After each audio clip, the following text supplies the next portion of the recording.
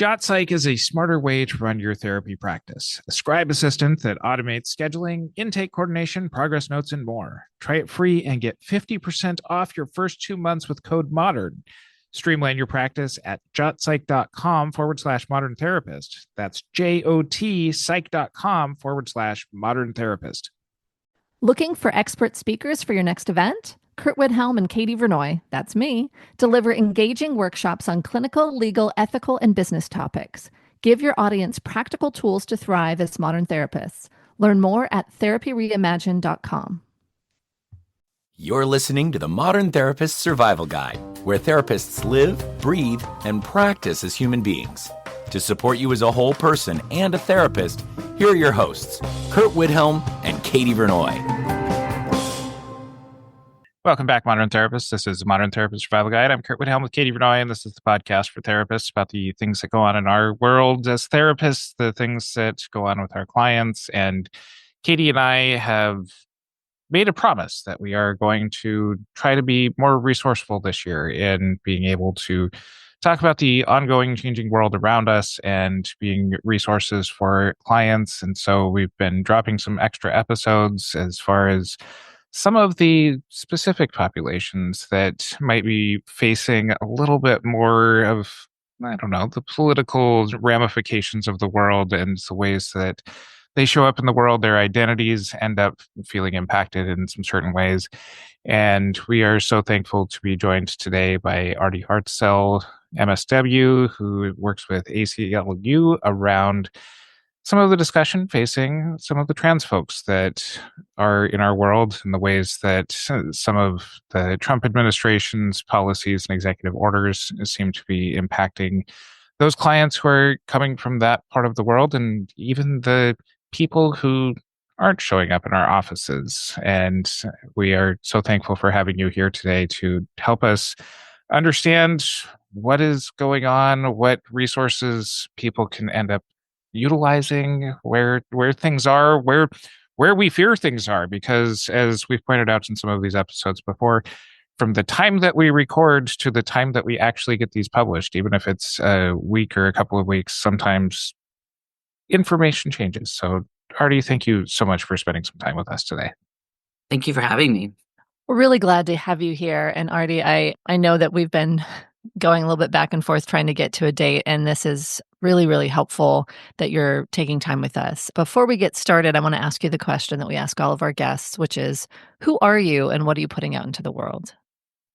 I love this question. I'm Artie Hartsell. I use they, he pronouns. I'm from North Carolina. I've lived in North Carolina my whole life, 8th generation. I received undergrad and graduate degrees in social work here in the state, focusing primarily on the LGBTQ community and health disparities. I am currently the director of organizing at the ACLU of North Carolina, and I also consult on LGBTQ inclusion, especially for churches. With your background, social work, and the experience that you have, because you've been doing this kind of work for quite a while, how does that guide your work? How do you fit that into this kind of advocacy that you end up doing, and what have you seen as a result of these efforts? Thank you for the question. I think a lot of times when people think about social workers, they think about their therapist, who's a clinical social worker, or a child protective service worker. And we are that, but we're a lot more. So social workers work on the micro or direct level, the community level, and the systemic level. We have a code of ethics that guides our work that's very close to my own personal values. And we really, as a whole profession, look at the person inside of the larger social environment.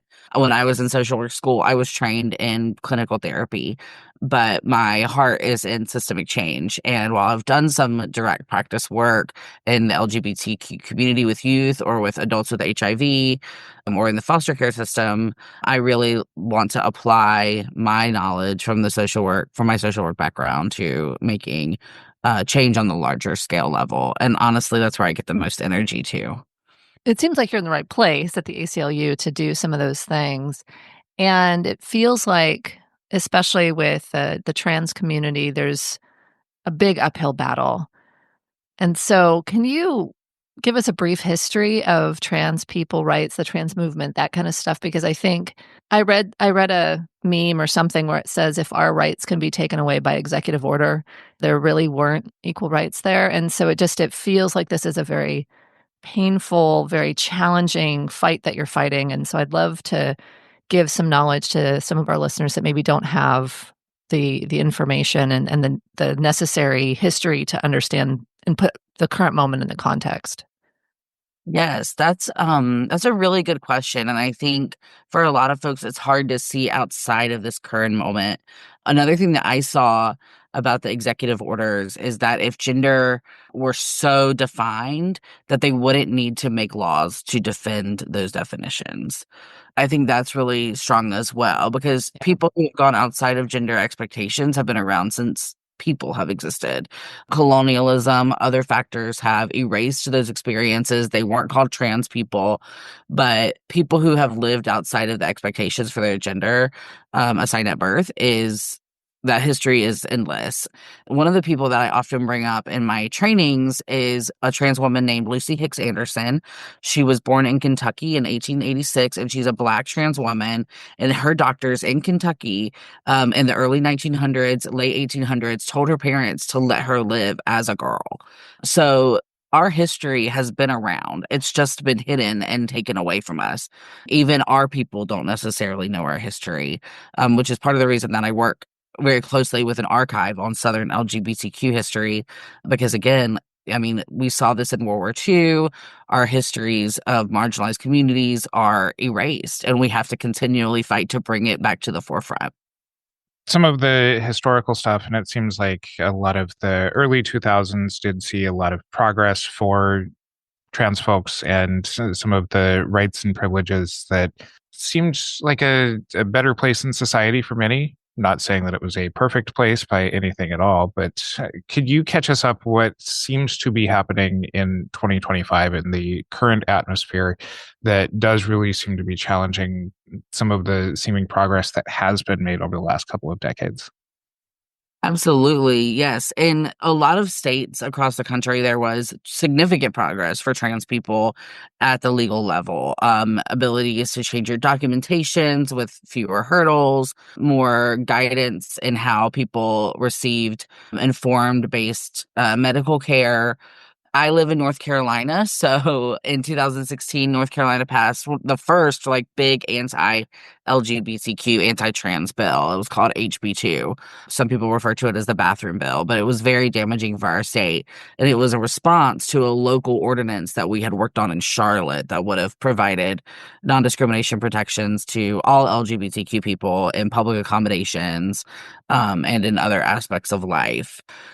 This fight has been going on for a long time, but yes, in this current federal administration, we're seeing a heightened look at trans people, bringing trans people to the center of a conversation that we never wanted to be part of, really to find a scapegoat in order to rile up a base and to use fear about something that people don't really understand to galvanize them. We saw that in the election. Last election, over $240 million were spent on advertising just about trans people, just stoking that fear about trans people.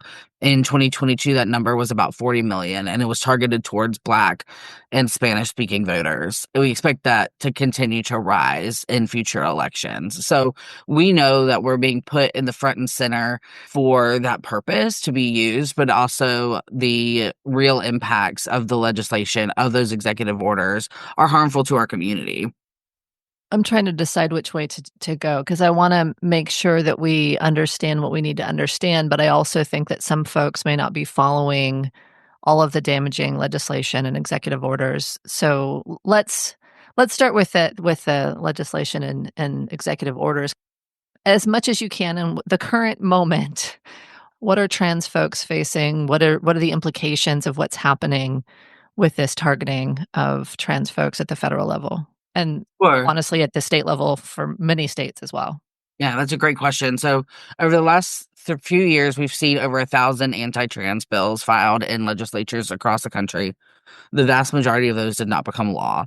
The current administration has used that energy to author executive orders defining sex based on how a person was assigned at birth, which complicates a lot of things. But the biggest complication we're seeing right now is actually passports, like renewing passports, getting those passports back. Another thing that people are facing is being housed in, especially trans women, being housed in men's prisons, which is incredibly dangerous. And we have seen an attack on DEI or really any inclusive curriculum that goes into any kind of LGBTQ even mention. So, and all of that is being hyper localized. So, the administration can have a large concept of trans people don't exist. We're going to write you out of society. But what happens is, even if they can't pass something at the federal level, because an executive order is not necessarily law, it inspires local governments to pass extreme limitations on trans people's rights. I'm glad that you're bringing up the executive orders doesn't necessarily translate into law, but as you're pointing out, the enforcement of this by many people ends up seeming to make it feel like it's the law and like this is the rule of the land. Can you speak at all to how is this impacting the day-to-day lives of trans folks? That's a great question. One thing is that there was an executive order that said that no one 19 or younger or under 19 would get medical care, gender affirming medical care. And several hospitals stopped providing that care immediately, despite the fact that that was going to go through several lawsuits and is currently enjoined.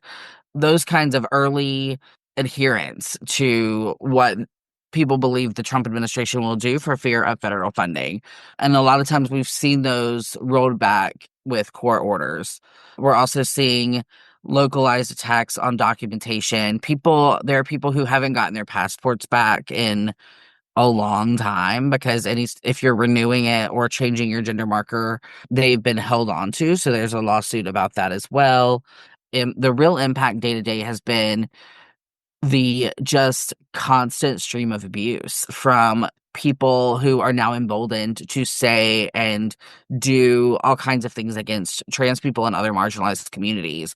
One of the biggest things that has been a pattern for the last several years, and I think connects back to the history question, is that we are new or that we haven't always existed or that we're throwing it in people's faces. And it's like, no, we've been here just living our lives. Y'all decided to take us and make us the face of everything to scapegoat. And I think that's one of the reasons it's so important to know our history and to know that we've always been here. This isn't new.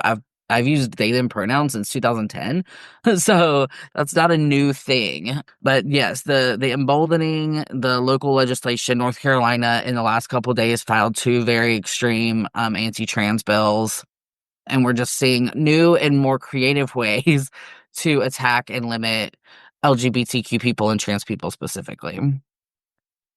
And in the process, target people who are just gender nonconforming. One state just filed a bill about like haircuts that are gender affirming, and it doesn't make sense. Arkansas. The more that people legislate what gender is supposed to be to attack trans people, the more that attacks everybody, because none of us, cisgender or transgender, fit any kind of none of us are 100%. Like there's no A+ gender congruency here.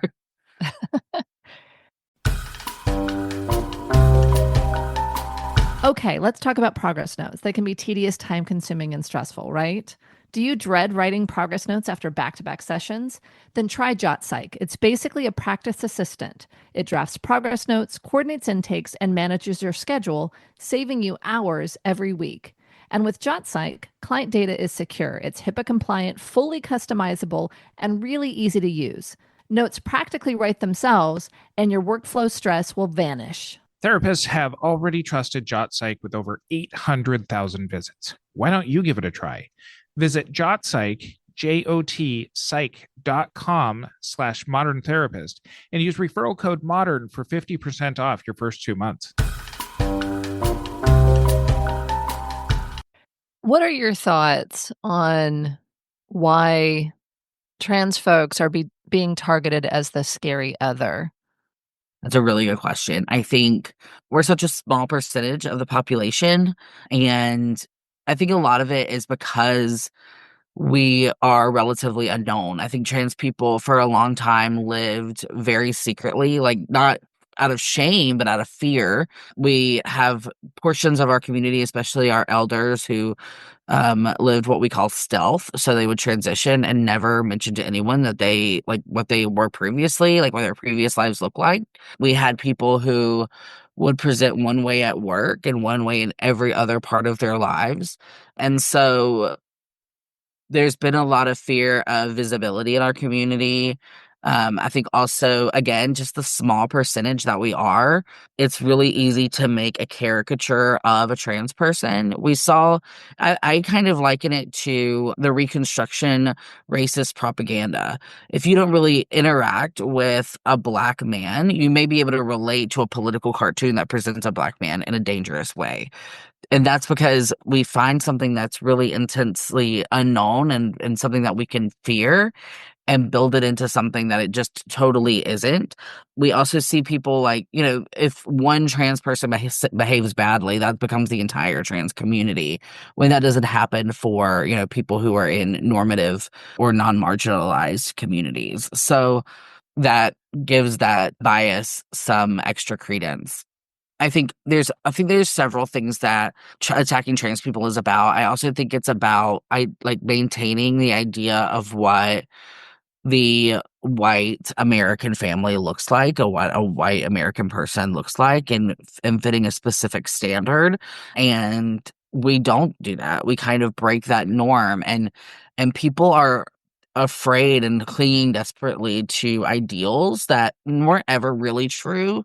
Were not ever really happening for the majority of folks. Like we grew up thinking about our white picket fence and our perfectly manicured lawn, and now, like, I probably will never be able to buy a house as a millennial. But not only that, I don't want a white picket fence. I don't want a perfectly manicured lawn. I want wildflowers that have pollinators. I want to grow vegetables. So they see us inching and inching further away from that post-World War II American ideal that has been so entrenched as the goal. That is the American dream. And if people can divert from that, what have they not diverted from? What could they have done differently? What else could change from what they expect? And we really want what we expect to be true. Well, there's a homogeneity of that where we all must want the same things, because then it's the truly most valuable thing. I think that's really interesting. It's a sense of competition as well, right? If you don't want the same thing as me, then how do we compete? How do I win in this capitalist system, right? Wow, yeah.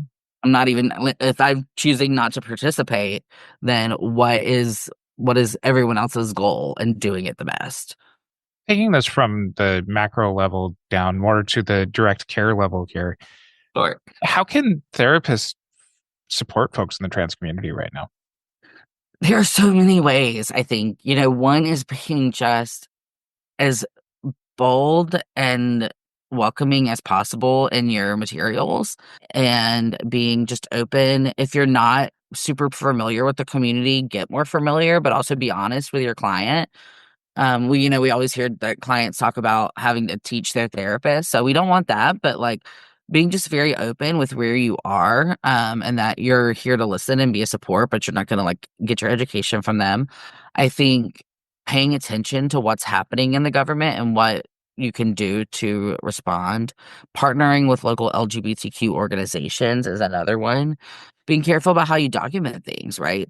And you don't like I am not the person to give advice on this, but there are ways to document that gets the point across to whoever you need to get the point across to, and doesn't make someone a risk or a target. I'm glad that you're bringing that up, because some of the questions that I'm getting, my background is, at least in California, being one of the law and ethics people that therapists turn for questions. And around this question, especially some of the directions from executive orders around federal funding for clinics that have traditionally provided gender affirming services, is how to document this. And some of my recommendations on this has been everybody just gets genderless notes. This is one of the ways to be able to comply with some of the directives during a questionable time while not necessarily putting some of the trans folks at further risk by being able to be identified about their documentation outing them. That's great. Yeah, definitely. I think there are lots of ways to not comply too early, or to do what some of us call malicious compliance, or I'm a big really fan of that malicious compliance. Yay, go. just make it very difficult for them to get what they want through like these regulations. Like, you want this? Okay, we'll give it to you, but Yeah. you're not gonna enjoy it. We have a couple of episodes on clinical issues for trans folks and trans youth that we'll link to in the show notes over at mtsgpodcast.com if you're wanting to get some more clinical information. And Curt, I really think we have to do a documentation episode. Absolutely, yes. I'm thinking about with the trans clients that we see, or for our audience members who are trans, I think it's going to be harder and harder potentially to find resources as things are erased, as things are demolished, websites taken down, all of those things. And so I want to make sure that we're providing resources as well that are not potentially not going to be as impacted by government funding or government regulation, that people can continue to go to. And so let's start with one that's right up your alley, which is rights protections. Obviously, ACLU, that's a good place to go. But can you talk through what resources we can share with our clients if they have questions about how to manage and try to protect their rights, or learn what their rights are where they are? Absolutely. I think there are several. The ACLU is a great resource. We're going to stay around despite calls for defunding, because we do not receive federal funding. We have to be funded. So the ACLU has lots of rights for LGBTQ people. Your state affiliate of the ACLU has that, as well as national. We all have intake forms if your rights have been violated. We're ready to sue everybody. I think we've already filed 20-something lawsuits against this administration just from the national ACLU. Our state affiliate, the North Carolina ACLU, we have a couple of lawsuits going as well around LGBTQ protections in schools, protester protections, a couple of other things. Lambda Legal is another really great resource. I think it's the National Center for Lesbian Rights, but I feel like I'm calling it the wrong thing. It's NCLR is the abbreviation, is another great one. And all of these organizations work really closely together in the courts and litigation. Some social organizations that I also recommend are PFLAG. It used to stand for Parents and Friends of Lesbians and Gays, but now it's just PFLAG. And it's for LGBTQ people and allies to get information. They're also often plaintiffs in our lawsuits. They provide a lot of like social support, as well as LGBT centers in your local area often have lots of resources as well. Need dynamic, knowledgeable speakers for your next event, training, or conference? Curt Widhelm, that's me, and Katie Vernoy, that's her, bring real-world expertise to every presentation, covering topics like supervision, private practice growth, and therapist burnout. Our workshops are interactive, insightful, and packed with actionable strategies to help modern therapists succeed.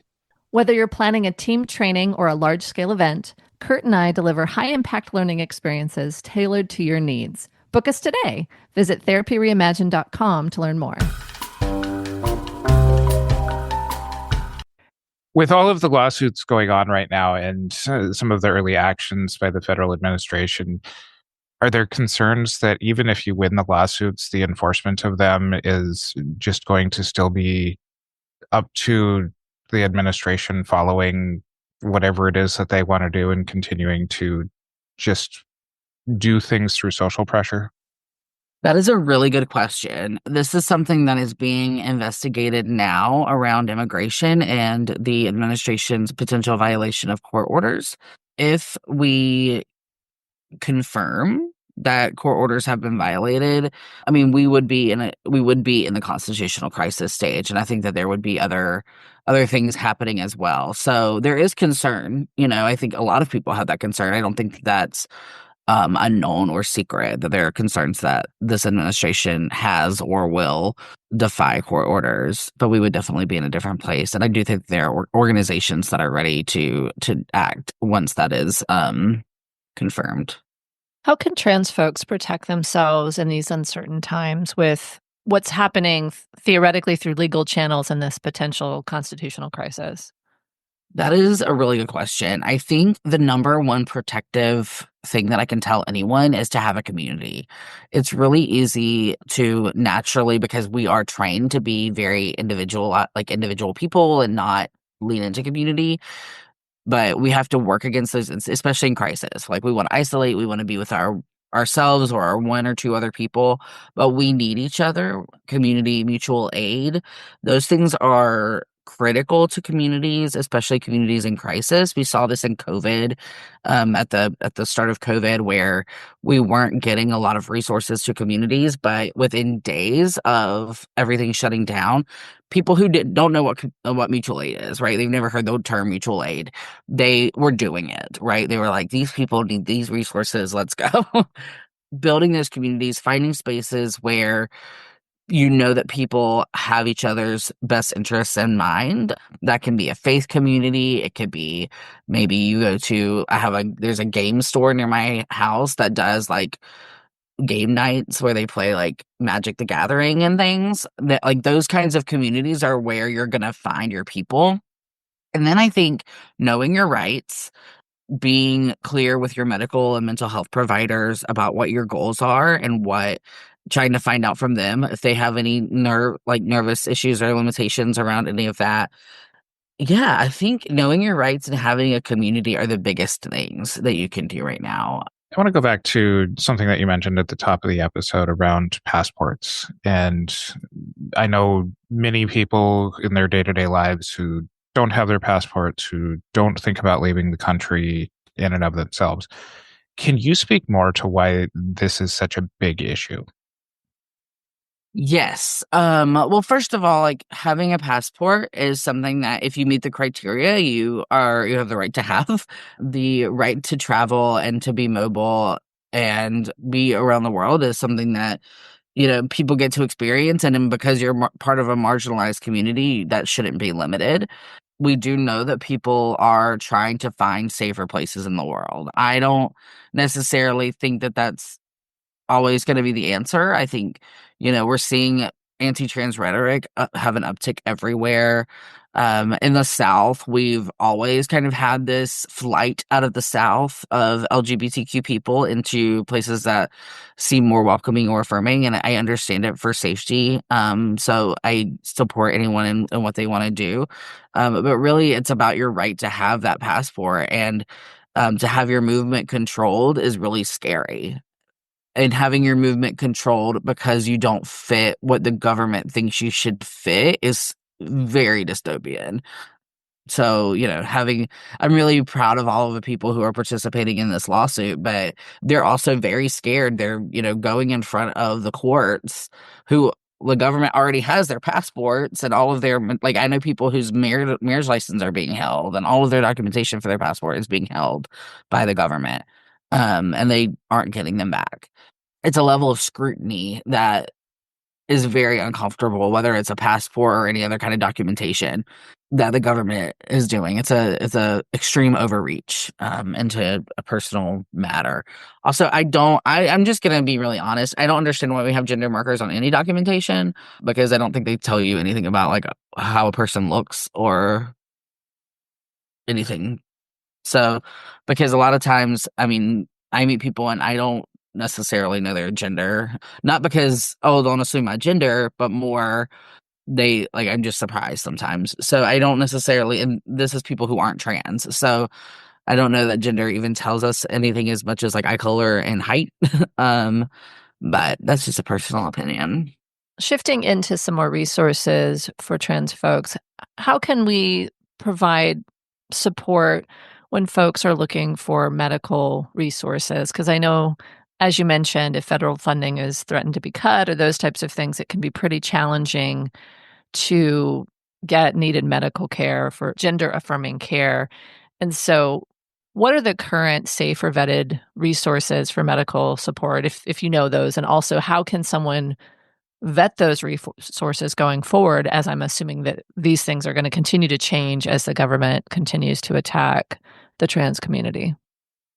That's a really good question. The most accurate answer is that all of this is super local. So it's really local resources that people are using. In the South, we're lucky to have an organization called Campaign for Southern Equality. They have a fund, an emergency like trans care fund.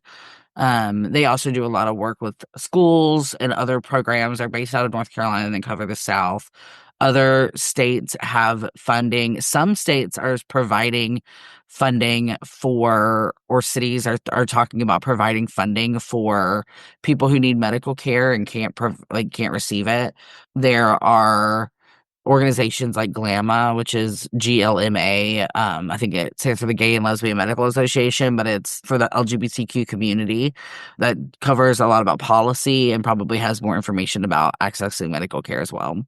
I think the only thing that I would add is that it's super important to hold on to your history, to like, even if you think you're just one person, like whatever you have that's LGBTQ related about your life, keep it. When you are doing your bequeath or whatever, for your end of life, have your things archived. If you live in the South, Invisible Histories will archive anything LGBTQ. They're going around and closing DEI offices and LGBT centers at universities and archives that are state funded, because we have to be able to say that we have been here, that we were here, that we are here, so that this doesn't keep happening. Because I'm really tired of people saying that we're brand new, because we are not.